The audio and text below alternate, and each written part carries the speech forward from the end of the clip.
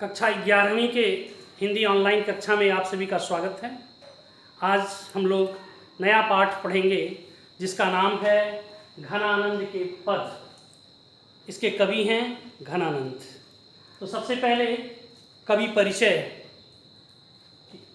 के बारे में हम लोग अध्ययन करेंगे। तो घनानंद का परिचय इस प्रकार है। घनानंद जी रीतिकाल की रीति मुक्त काव्य धारा के प्रमुख कवि थे। रीतिकाल तो हिंदी साहित्य के इतिहास में पहला काव्य आदिकाल, भक्तिकाल, उसके बाद रीतिकाल आता है। तो रीतिकाल की जो है ये रीति मुक्त काव्य धारा के कवि थे। जब हिंदी साहित्य के इतिहास को हम लोग पढ़ेंगे तो विस्तार पूर्वक रीतिबद्ध, रीति सिद्ध, रीति मुक्त आदि पर विस्तार पूर्वक अध्ययन किया जाएगा।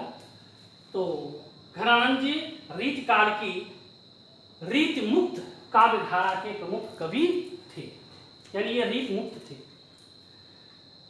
इनका जन्म 1689 ईस्वी में हुआ था।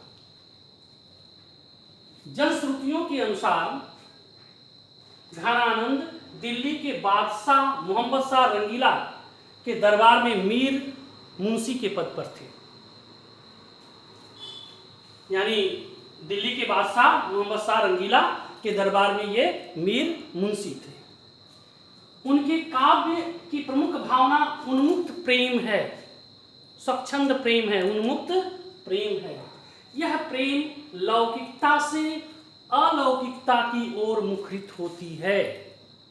घनानंद जी यह इनका जो उन्मुक्त प्रेम है वह लौकिक प्रेम है, लेकिन इस लौकिकता से ये पारलौकिकता अलौकिकता की ओर उन्मुक्त होती हुई दिखाई देती है। क्योंकि घनानंद जी जिस नर्तकी से प्रेम करते थे वह मोहम्मद शाह रंगीला के दरबार की नर्तकी थी।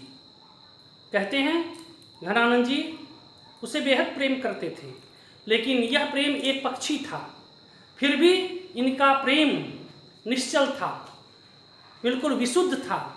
इसलिए वो सुजान, जिसका नाम सुजान था, और उससे वे प्रेम करते रहे। यह प्रेम लौकिकता से अलौकिकता की ओर मुखरित है। वे प्रधानतः विप्रलंब श्रृंगार के कवि है। विप्रलंब का मतलब है उलाहना देना। विप्रलंब का मतलब है उलाहना देना। तो ये प्रधानतः विप्रलंब श्रृंगार के कवि हैं। किंतु श्रृंगार के दोनों पक्षों, संयोग और वियोग, दोनों पक्षों उनके काव्य में चित्रित हुए हैं।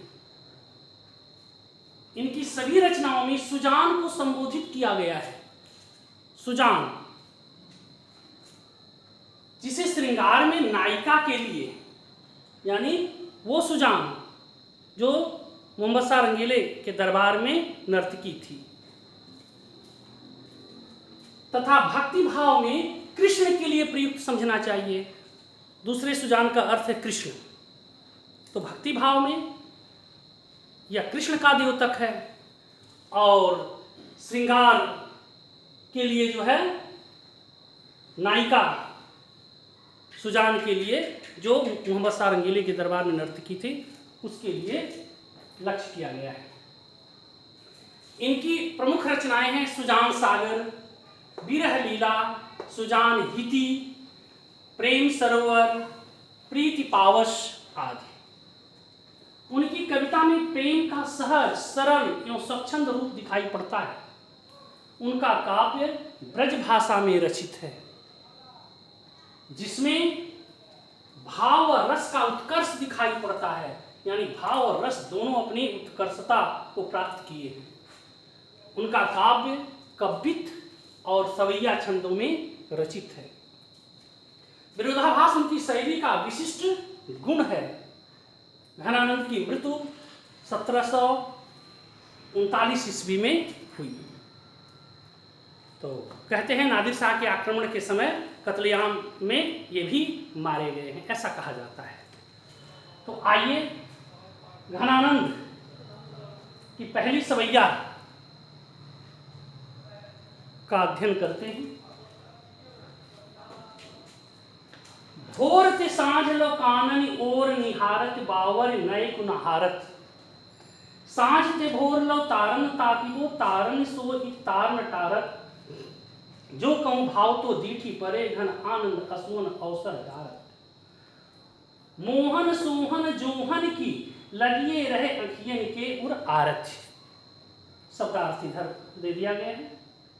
तो इस पद में कवि जो है एक विरही नायिका की मनोदशा का वर्णन कर रहे हैं। वो विरही नायिका कृष्ण के प्रेम में आतुर है, कृष्ण का दर्शन पाना चाहती है, इसीलिए सुबह से लेकर शाम तक जंगल के पथ को देखती है, जंगल के रास्ते को देखती है कि कृष्ण अब आएंगे तब आएंगे। और फिर रात से लेकर भोर तक उसकी आंखों में नींद नहीं है, वे तारों को देखती रहती हैं। और जब कभी कृष्ण को देखने का अवसर यदि मिल जाता है तो बिल्कुल प्रेम विह्वल हो जाती है, भावातिरेक में उसके आंखों में आंसू उमड़ पड़ते हैं। और जब व्यक्ति की आंखों में आंसू उमड़ पड़ता है तो उसे दिखाई नहीं पड़ता है, तो वह विरही गोपिका भी कृष्ण का साक्षात्कार नहीं कर पा रही है। इसलिए वह देखकर भी कृष्ण के दर्शन की वह अभिलाषी है, उसके आंखों में कृष्ण के दर्शन की लालसा बनी हुई है। और इस मनोरम जो है पद का आइए सविस्तार अध्ययन किया जाए। भोर ते सांझ लो कानन ओर निहारत बावर नए कुनहारत। भोर ते सांझ लो यानी सुबह से शाम तक। भोर ते सांझ लो, भोर माने सुबह, ते माने तक, सांझ माने संध्या, लो माने तक, कानन माने जंगल, और निहारत माने उसकी ओर देखती है। बावर माने पगली, नए कुनहारत माने नए माने थोड़ा भी, न हारत थोड़ा भी हारती नहीं है। तो भोर से लेकर शाम तक यानी सुबह से लेकर शाम तक, कानन और निहारत, कानन ने जंगल की ओर वह पगली उन्मुक्त होकर के देखती रहती है, कृष्ण की प्रतीक्षा करती रहती है। सांझ ते भोर लो तारन ताकिबो, शाम से लेकर भोर तक वह तारों को ताकती है, तारों को देखती है, उसकी आंखों में नींद नहीं है। तारन सो तार न टारत। तारन यानी वो अपनी पुतलियों से कभी भी एक टक जो है पुतलियों को तारों से हटाती नहीं है, यानी अपनी नजरों को तारों पर टिकाई रहती हैं, यानी उनकी उसकी आंखों में बिल्कुल भी नींद नहीं है। जो कहूँ भाव तो दीठी परे घन आनंद असुवन अवसर गारत। जो कहूँ भाव तो दीठी परे, जब कहीं उसके मन भावन कृष्ण पर दीठी माने दृष्टि, जब कहीं कृष्ण पर उसके मन भावन कृष्ण पर उसकी दृष्टि पड़ती है तो घन आनंद असुवन अवसर गारत, तो वह आनंद में बिल्कुल डूब जाती है। अखियन की उरारत, आंखों के हृदय में देखने की लालसा बनी रहती है। तो जो कहूँ भाव तो दीठी परे घन आनंद अवसर कारत, जब वो कभी कृष्ण को देख लेती है तो आनंदातिरेक में उसकी आंखों में आंसू भर जाते हैं और देख करके भी वह कृष्ण को देख नहीं पाती है। मोहन सोहन जोहन की लगिए रहे अखियन के उरारत। तो मोहन माने कृष्ण, सोहन माने जो सुशोभित होने वाले हैं, जोहन माने प्रतीक्षा, यानी कृष्ण जो श्याम सलोने हैं उनके प्रतीक्षा की रट उसकी आंखों में लगी रहती है। आँखियन की उरारत माने आंखों के हृदय में देखने की लालसा बनी रहती है, यानी वो देख करके भी नहीं देख पाती है। आइए एक बार इसका फिर देखते हैं। भोर ते सांझ लो कानन और निहारक बावर नैक नहारक। गोपिका कृष्ण के प्रेम में विह्वल होकर के उनके आने के पथ को देख रही है और सुबह से लेकर शाम तक जंगल के रास्ते की ओर निहारती रहती है, देखती रहती है और वह पगली थोड़ा भी हारती नहीं है। सांझ से लेकर भोर तक वह तारों को एकटक देखती रहती है और अपनी पुतलियों को तारों से हटाती नहीं है। जो कहूँ भाव तो दीठी परे, यदि कहीं उसके मन मोहक मनभावन कृष्ण पर दृष्टि पड़ जाती है तो आनंद के अतिरेक में अश्वन अवसर गारत उसको उस समय वो अपने आंखों में आंसू भर लेती है, क्योंकि वह बहुत ज़्यादा आनंदातिरेक के कारण जो है उसके आंखों में आंसू भर जाते हैं। इसलिए कृष्ण का दर्शन करके भी वह दर्शन से वंचित रह जाती है। मोहन सोहन जोहन की लगिए रहे अखियन के पुर आरत। इसलिए श्याम सलोनी कृष्ण के दर्शन करने की अभिलाषा उसकी आंखों में बराबर है। उसकी आंखों के हृदय में कृष्ण के दर्शन की अभिलाषा बिल्कुल ज्यों की त्यों बनी हुई है। आइए अगले सवैया का अध्ययन करते हैं। अति सूधो स्नेह कुमारग है, जहाँ नय कुसयानपन बांक नहीं, तहाँ सांचे चले तज आपन को झिझके कपटी जे निशांक नहीं। घन आनंद प्यारे सुजान सुनो, यहाँ एक ते दूसरो आंक नहीं, तुम कौन तो पाटी पढ़े हो लला मन लेह पे देव चटाक नहीं। इस सवैया में कवि घनानंद अपनी प्रेमिका सुजान को उलाहना दे रहे हैं। उलाहना देते हुए कहते हैं कि ऐ सुजान, अति सूधो स्नेह को मार्ग है। अति माने ज्यादा, सूधो माने सीधा, स्नेह माने प्रेम, मार्ग माने मार्ग। जहां माने वहां, नैक माने थोड़ा भी, सयानक माने चतुराई, बाक माने टेढ़ापन, नहीं माने नहीं। तो अति सूधो स्नेह को मार्ग है, जहां नैक सयानपन बाक नहीं। तो कह रहे हैं कि ऐ सुजान सुनो, प्रेम का मार्ग अत्यंत सीधा है, यहां थोड़ा भी चतुराई नहीं है। तहाँ सांचे चले तज आपन को। तो प्रेम के मार्ग पर जो सच्चे हैं वही चल सकते हैं। तहाँ माने वहां, कहाँ? प्रेम के मार्ग में। सांचे चले, जो सच्चे हैं वही चल सकते हैं। तज आपन पौ, तज माने छोड़कर, आपन पौ माने घमंड, अभिमान। अपना अभिमान, अपना घमंड को छोड़कर जो उस पथ पर चलेंगे वही चल सकते हैं। झिझके, प्रेम पथ पर चलने के लिए वही लोग झिझकते हैं जो कपटी हैं, जो कपट पूर्ण जो है, जिनका व्यवहार है, वे प्रेम पथ पर नहीं चल पाएंगे। जी निशांक नहीं, जो निसंकोच नहीं है, वे प्रेम के मार्ग पर चल नहीं पाएंगे। घन आनंद प्यारे सुजान सुनो, घन आनंद प्यारे सुजान सुनो। कवि जो है ये घनानंद कह रहे कि तुम घनानंद हो, है प्यारे सुजान, यानी तुम आनंद देने वाली प्यारी सुजान, तुम सुनो। यहाँ एक ते दूसरो आंक नहीं, प्रेम के मार्ग पर केवल एक ही रास्ता है, एक ही अंक है, दूसरा अंक नहीं है। तो प्रेम के मार्ग पर केवल एक ही रास्ता है, एक ही अंक है, यहाँ कोई और दूसरा अंक नहीं है। तुम कौन तो पाटी पढ़े हो लला मन लेह पे देव छटाक नहीं।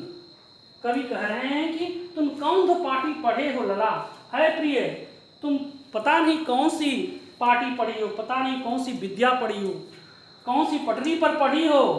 मन लेह पे देव छटाक नहीं, लेने के लिए तो मन ले लेती हो। यहाँ मन यानी 40 शेर, लेने के लिए तो 40 शेर ले लेती हो, देव छटाक नहीं। छटाक, छटाक जो है शेर का 16वां भाग है, यानी तुम थोड़ा भी नहीं, लेने के लिए तो एक मन ले लेती हो, लेकिन बदले में तुम छटाक भी नहीं देती हो। तो श्लेष अलंकार है। तो मन लेव दूसरा अर्थ है कि मन तो ले लेती हो लेकिन उसके बदले में तुम मुझे थोड़ा भी नहीं देती हो। तो आइए एक बार फिर इसको देखते हैं। अति सूधो स्नेह को मार्ग है, जहाँ नय को सयानपन बांक नहीं, तहाँ सांचे चले तज आपन को, झिझके कपटी जी निशांक नहीं। घन आनंद प्यारे सुजान सुनो, यहाँ एक ते दूसरो आंक नहीं, तुम कौन दो पाटी पढ़े हो, लला मन लेव पे देव छटाक नहीं। तो घनानंद अपनी प्रेमिका सुजान से कहते हैं कि ऐ सुजान, प्रेम का मार्ग तो अत्यंत सरल है, सीधा है, वहाँ थोड़ा भी चतुराई नहीं होनी चाहिए, थोड़ा भी टेढ़ापन काम नहीं चलेगा। उस पथ पर जो सच्चे लोग हैं वही चल सकते हैं, वो भी अपना घमंड त्याग कर। प्रेम पथ पर चलने के लिए जो कपटी हैं, जो निसंकोच नहीं हैं, वे कभी चल नहीं पाते हैं, वही झिझकते हैं। अय घनानंद प्यारे सुजान, प्यारी सुजान सुनो, यहाँ प्रेम के मार्ग में केवल एक ही रास्ता है, दूसरा रास्ता नहीं है। और न जाने तुम कौन सी विद्या पढ़ी हो, कौन सी गणित पढ़ी हो, कौन सी पटरी पर पढ़ी हो, लेने के लिए तो मेरा मन ले ली, लेकिन देने के लिए छटाक, यानी उसके बदले में थोड़ा भी नहीं। कुछ लोग इसका पारलौकिक अर्थ भी लगाते हैं, एक बार देख लीजिए। अति सूधो स्नेह को मार्ग है, जहाँ नय को सयानपन बांक नहीं। तो गोपिका कृष्ण से कहती है, ऐ कृष्ण, प्रेम का मार्ग तो अत्यंत सरल है, वहाँ थोड़ा भी चतुराई काम नहीं करेगी, टेढ़ापन काम नहीं करेगा। वहाँ वही लोग चल सकते हैं जो सच्चे हैं, जो लोग अपना घमंड का परित्याग करके प्रेम के पथ पर चलेंगे वही चल सकते हैं। और झिझकते वे लोग हैं जो कपटी हैं, जो निसंकोच नहीं हैं। घन आनंद प्यारे सुजान सुनो, सुजान माने कृष्ण। है घन के आनंद प्यारे कृष्ण सुनो, यहाँ एक तो दूसरो आंक नहीं, यहाँ एक ही रास्ता है, प्रेम का मार्ग एक ही है और कोई दूसरा नहीं है। ऐ कृष्ण, न जाने तुम कौन सी विद्या पढ़े हो, कौन सी पटरी पर पढ़े हो। गोपिका कहती है, लेने के लिए तो मन लिए, लेकिन लेने के लिए तुम एक मन ले लिए, लेकिन उसके बदले में तुम छटाक भी नहीं दिए। तो जो मैं पहला अर्थ बताया, विद्यार्थी गण जो है उसी को ध्यान में रखेंगे, क्योंकि दो अर्थों में कंफ्यूज हो जाएंगे। तो इस तरह से घनानंद के पद को बार बार पढ़ेंगे, वीडियो को देखेंगे। और आज यहीं तक, धन्यवाद।